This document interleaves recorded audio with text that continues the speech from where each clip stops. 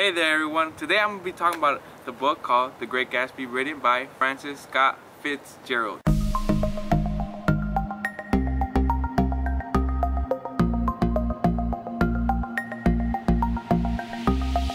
This book is about a young fellow named Nick Carraway that once lived in Chicago and flew to New York City to live his life and find a better life outside of Chicago. When he got to New York City, he visited a cousin named Daisy that was married to a wealthy man named Tom Buchanan.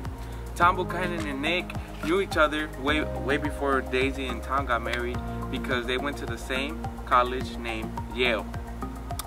That day, Tom Buchanan told Nick if Nick wanted to go with him to a Yale club, and Nick said, sure, why not? So as they went, they got on a train leaving New York City, and they passed through a valley called the Valley of Ashes. So when they got off, they went to this gas station where there was a man named Mr. Wilson that put gas for Tom Buchanan every time he left New York City. But what Nick didn't know is that Tom had a side chick called Myrtle, which was Mr. Wilson's wife. And Nick was, he was like, how is he with her if he's married to my cousin?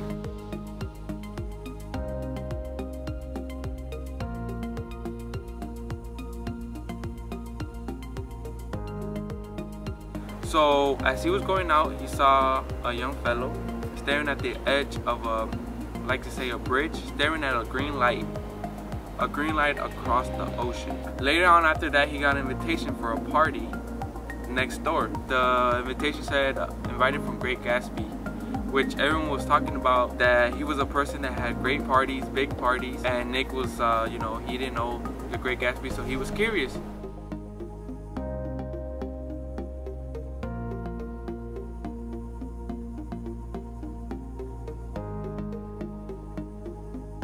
So as the days came along, the Great Gatsby and Nick became close friends, best friends, and Jordan told her that the Great Gatsby and Daisy knew each other. That Daisy and Gatsby were married 5 years ago before she got with Tom.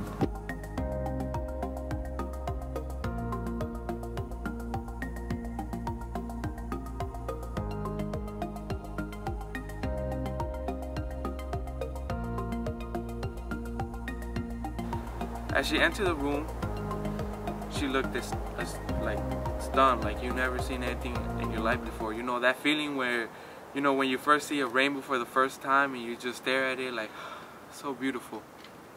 And a lot of people argue, about this book that the Great Gatsby American dream was, falling in love with Daisy and having the wealth, having the type of structure.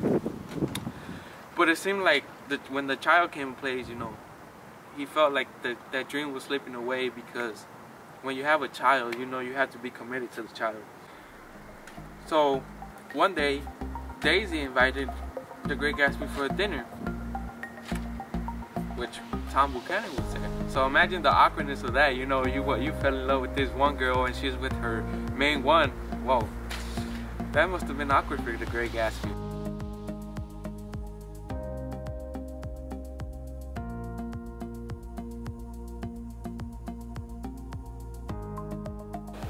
So Daisy decided it would be a smart idea to drive to control her feelings, but as they were passing the valleys of ashes,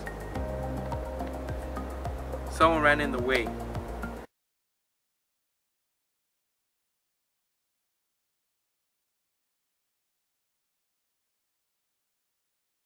To me, the book is an emotional book. You can take it different ways. You have your happy moments, you have your sad moments, and then you have your wow moments, you're shocked. The book has brought a lot of thought to my head. You have to go through a lot of thinking, putting things together, and it's just a book and overall that a lot of people like. I give this book 10 out of 10. It's not a book that keeps you guessing like, okay, what's gonna happen next, and just leave it like that. This book had a great start, had a great middle, and it had a great ending. And a lot of people like to connect this to the American dream and say, you know, do you think the great Gatsby lived his American dream?